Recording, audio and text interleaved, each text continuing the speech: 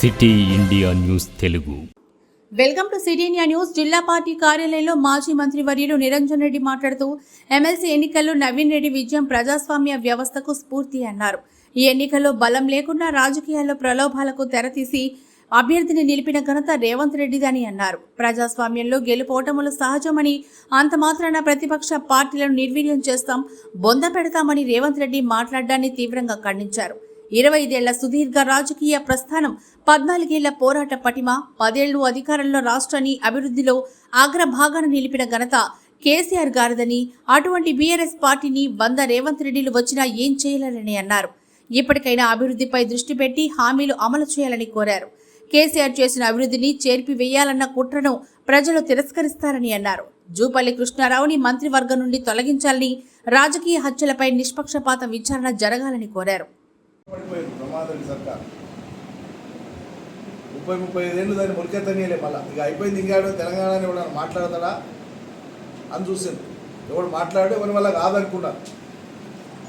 ఇప్పుడు ఒక ఎన్నికల్లో ఓడిపోతే మూర్ఖపు రాజకీయ నాయకులు, మూర్ఖపు పార్టీలు కొంతమంది ఎట్లా మాట్లాడుతున్నారో ఇది అయిపోయింది ఇక లేదని తెలంగాణ అంశాన్ని కూడా అట్లే అవహేళన చేసి మాట్లాడింది. 30 ఏళ్ళు ఇండియాలో ఉంది తెలంగాణ అయిపోయాయి. తెలంగాణ ప్రజలు వాళ్ళ భావోద్వేగాలు, వాళ్ళ ఆలోచనల్ని కేసీఆర్ లాంటి అనేక మంది ఉద్యమకారుల రూపంలో మొలకెత్తించి సుదీర్ఘ పోరాటం చేసి రాష్ట్రాన్ని తెచ్చింది. లేదనుకున్నది ఎట్లయింది? మరి రాష్ట్రం వద్దనుకున్నది, మేము కావద్దనుకున్నది, మేము అడ్డం పడేది కూడా ఆయ కదా అనేటువంటి కసి తెలంగాణ వ్యతిరేక శక్తులకు ఎప్పుడూ ఉంటుంది.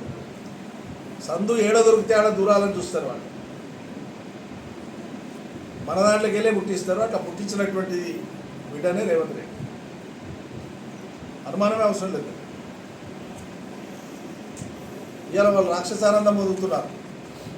తెలంగాణ వ్యతిరేక ఒక సెక్షన్ ఆఫ్ మీడియా కానీ, ఆంధ్ర నాయకత్వం కానీ, రాజకీయ నాయకత్వం కానీ, తెలంగాణ మీద ఆధిపత్యం కోరుకునేటువంటి వాళ్ళు కానీ, ఇప్పటికీ వాళ్ళందరి యొక్క ఉబలాటం.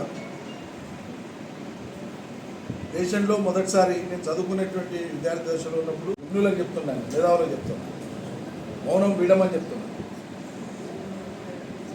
ఇన్ని రకాల దాష్టికాలు, ఇన్ని రకాల తెలంగాణ వ్యతిరేక చర్యలు జరుగుతూ ఉంటే మౌనంగా ఎట్లుంటారండి మేధావులు? ఓ మేధావి మాట్లాడతాడు, కళలకు సాహిత్యానికి ప్రాంతాలు ఉంటాయా, ఎల్లలు లేనివి అని. ప్రవీణ్ కుమార్ గారు చాలా గొప్పగా చెప్పినారు అన్నమాట. తెలంగాణ ఆకాంక్షలకు ఒక రూపం ఇచ్చిందే ఈ ప్రాంతపు కవులు, కళాకారులు. ఇక్కడి పాట కోట్ల మందిని కదిలించింది పాట, తెలంగాణ పాట. అది దుఃఖం. తెలంగాణ దుఃఖాన్ని ఇక్కడి కవులు, రచయితలు, గాయకులు, కళాకారులు అద్భుతమైనటువంటి రీతిలో ప్రజలకు తీసుకొని పోయారు. అది ప్రాణప్రదం. తెలంగాణలో కళ కానీ, పాట కానీ, సాహిత్యం కానీ ఇది ప్రాణప్రదం తెలంగాణకి. దీనికి తీసుకొని వచ్చి, ఆందోళన తీసుకొని వచ్చి పెట్టి నేను పాఠం చేపిస్తా అంటే తలా తోక ఉండాలి కదా. వాళ్ళు చేసుకోనికే చాలా కార్యక్రమాలు, చాలా రంగాలు ఉన్నాయి. ఎవడొద్దన్నాడు? తెలంగాణ ఆత్మతో మీరు ఆడుకుంటారా?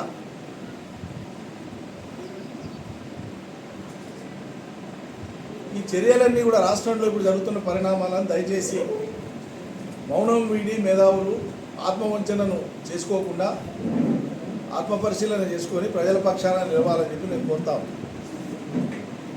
గతంలో ఇప్పుడు తెలుస్తూనే ఉంది కదా,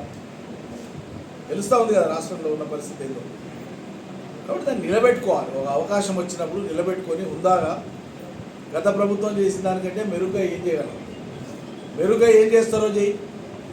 మీరేం మాట ఇచ్చిండ్రో అవి ఇవ్వండి. ఉచిత బస్సు తప్ప ఒకటి అమలు చేయలే. 6 నెలలు అయిపోయాయి. ఇంకేముంది?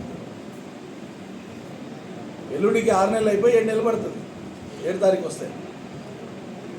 6 నెలల పరిపాలన అయిపోయి 7వ నెల పడుతుంది. 7 తారీఖు నాడు 7 నెలలు పడబోతుంది రేవంత్ రెడ్డి సర్కార్. రైతు బంధు లేదు, బోనస్ లేదు, 500 ఇది, కరెంటు గతి లేదు, చక్కగా సాగునీళ్ళు ప్రణాళిక లేదు, పంటలు కొనే దిక్కు లేదు, మహాలక్ష్మి 2500 గతి లేదు, ముసలి 4000 లేదు, పెన్షన్ లేదు. ఏది ఉంది? ఒకటేనా ఉందా? ఇవి ఏమీ చేయకుండా కేసీఆర్ పెట్టిన పాట బాగాలేదు, నేను పాట మారుస్తా. కేసీఆర్ పెట్టిన బొమ్మ బాగాలేదు, నేను బొమ్మ మారుస్తా. పొరపాటు అనేది అనుకుంటే కూడా చాలా చిన్నదైతే కూడా ఆకాశం అంత ఎత్తుకు లేసేది. మరి మరి వాళ్ళు ఎత్తుకు లేస్తలేరు. చచ్చుబడిపోయినాయి మీ కాళ్ళు. పక్షమాతం వచ్చిందా మీ నోళ్లకు? ప్రజల పక్షాన్ని నిలవరా? ఇదేనా?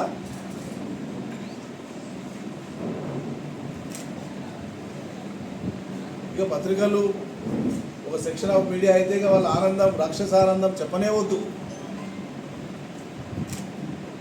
కేసీఆర్ మొత్తం తప్పులు చేసి ఓడిపోయాడు. ఇక లేక నీకు గొప్ప అవకాశం వచ్చిందని ఆయన కీర్తిని నెత్తినెక్కించుకొని గైడ్ చేస్తున్నారు. ఇట్లా పో అని వ్యాసాలు రాసి, ఎడిటోరియల్స్ రాసి గత ప్రేమ చూపిస్తుంది. ఇది ఆంధ్ర ప్రేమ, తెలంగాణ వ్యతిరేక శక్తుల ప్రేమ ఇలా సంపూర్ణంగా రేవంత్ రెడ్డి ప్రభుత్వానికి లభిస్తూ ఉన్నది. అంటే దాన్ని అర్థం చేసుకోవాలి తెలంగాణ సమాజం.